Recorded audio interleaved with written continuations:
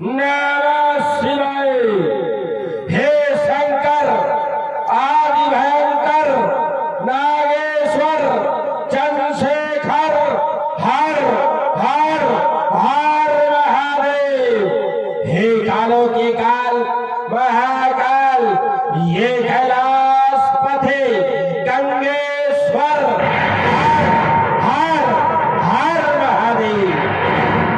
हे भोलेनाथ आपकी इस स्वर्णमयी लंका में उपस्थित होकर नित्य प्रतिदिन की भांति आपके मंदिर के समक्ष उपस्थित होकर आपकी पूजा आराधना उपासना किया करता था। आज जो भी ये हाथ पुष्पों की ओर बढ़ते हैं तो मन को विचलित कर देने वाली, वृथा समंतरित कर देने वाली एक कंपायमान ध्वनि मेरे कर्ण कंधों में ये क्या भोलेनाथ, ये क्या भोलेनाथ, ये क्या भोलेनाथ, ये कैसी ध्वनि, क्या ये धरा डगमगाती है, ये पहाड़ चकनाचूर हो जाती है। जिस तरफ दृष्टिपात मैं कर दूं वहां देवता भी भय से रावण चलता डगमग डगमग जब भी आए ये धरा धसती जाती है। ये आकाश नभ की ओर दृष्टिपात करो तो इंद्र का सिंहासन भी आए। मेरे भय से देवता आदिगण कंदराओं में छिप जाते हैं। लेकिन आज एक मेरे मन को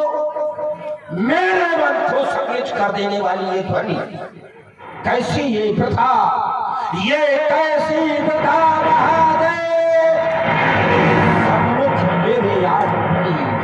जो भजते थे रावण रावण वो आज मुस्कुराते लश्कर है। ये वैभव आज कंपत है, ये वैभव आज निलंबित है। ये धरा क्यों धसती जाती है? क्या परशुराम ने फरसा उठाया या काली का खप्पर खाली है? क्या शंकर की त्रिनेत्र ज्वाला से ये धरा नहीं? हे भोलेनाथ आप तो नित्य प्रतिदिन की भांति जब भी मैं पूजा आराधना किया करता था तो कैलाश पर्वत को छोड़ के स्वर्णमयी लंका में अपने दर्शनों का सौभाग्य प्राप्त करने के लिए उपस्थित हो जाया करता। मैं जब भी आपका नाम इस मुखारविंद से बार बार लिया करता था तब आप मेरे सम्मुख उपस्थित होकर हमको समुचित आशीर्वाद दिया करते थे। क्या बात है भोलेनाथ, आज आपका आगमन क्यों नहीं है? ये किसने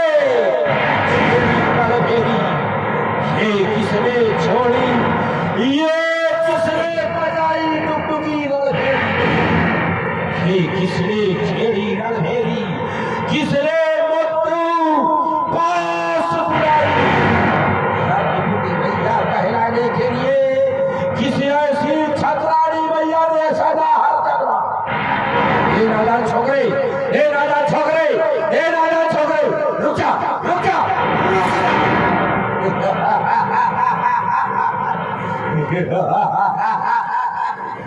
ये नादान छोकरा कौन? ये नादान छोकरा कौन?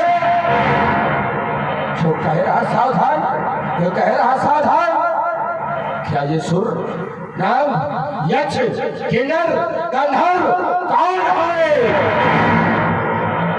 नहीं, क्योंकि जहां तक ब्रह्मा की सृष्टि है वहां तक रावण विजय प्राप्त किए बैठे, क्योंकि नभ से अंबर तक, धरा से आकाश तक, दसों दिशाओं में जहां पर दृष्टिपात करता हो रावण ही रावण दिखाई देता है, रावण ही रावण दिखाई देता है।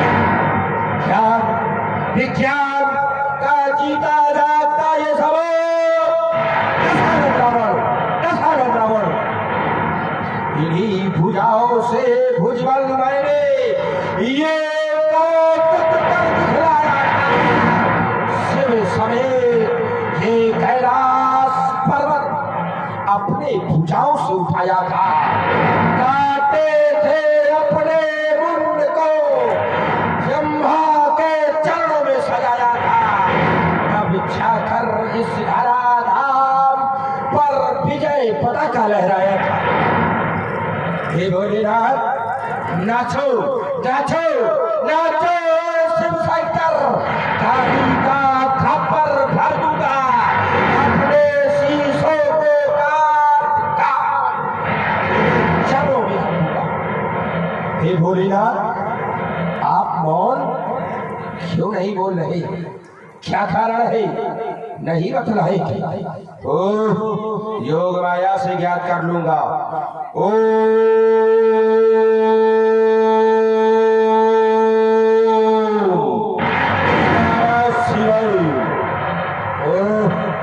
ज्ञात होगा रचा स्वयंवर सीरत ध्वजनी, सम्मुख काल मेरा लाने को शंभु दीप की तरह ये देवता ये गंधर्व ये यक्ष इसीलिए भेष बदल के जा रहे थे। मुझे भी जाना होगा उस मिथिलापुर राजधानी में जहां स्वयंवर का आयोजन हो रहा है। कारण जनक आयुध का खंडन नहीं कराना चाहता, अपितु मेरे पदकर्ता को देखना चाहता है। रावण चाहेगा देखेगा कौन है, क्या वो वही है जिसकी रावण युगों युगों से प्रतीक्षा कर रहा था? क्या वो ब्रह्म है इस धराधाम पर आ गया जिसकी ब्रह्मा विष्णु महेश आदि देवता दिन रात वंदना करते हैं? क्या वो ब्रह्म आ गया? अगर वो ब्रह्म आया है रावण जाएगा, झुकेगा नहीं, पूजा आराधना वंदना नहीं करेगा, क्योंकि दिया तामसी दे अगर तो पूजा की आस नहीं करते, और बोया पेड़ बबूल का तो फूलों की आस नहीं करते। हमारा देश तामसी है, तामसी देह के कारण हम निशाचर बने। हमारे द्वारा पूजा आराधना उपासना नहीं हो सकती। कर्म क्या होगा? अधर्म करना। रावण ने इतना धर्म किया है कि बनाना पड़ा।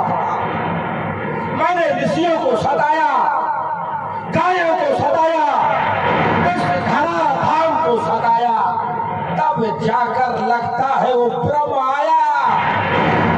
अब वो ब्रह्म आया है तो उसकी पूर्ति करनी होगी, चलकर मिलना होगा उस ब्रह्म से, देखना होगा। अगर वो नर नहीं नारायण है तो रावण भी चुनौती देकर आएगा, और अगर वो नारायण नहीं नर है तो रावण के चंद्रहास से जीवित लंका के प्रहरी हमारा पुष्पक विमान सुसज्जित किया जाए। हम मिथिलापुर राजधानी के ऊपर प्रस्थान कर रहे हैं।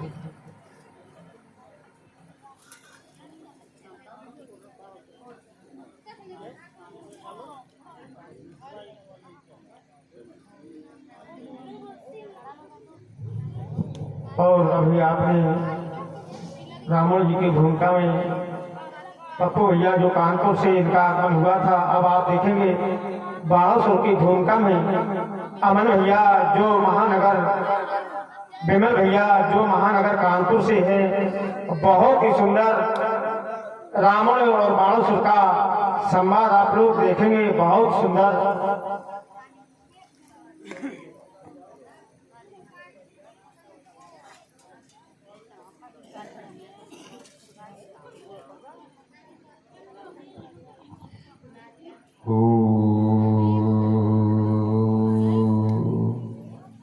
नमः शिवाय।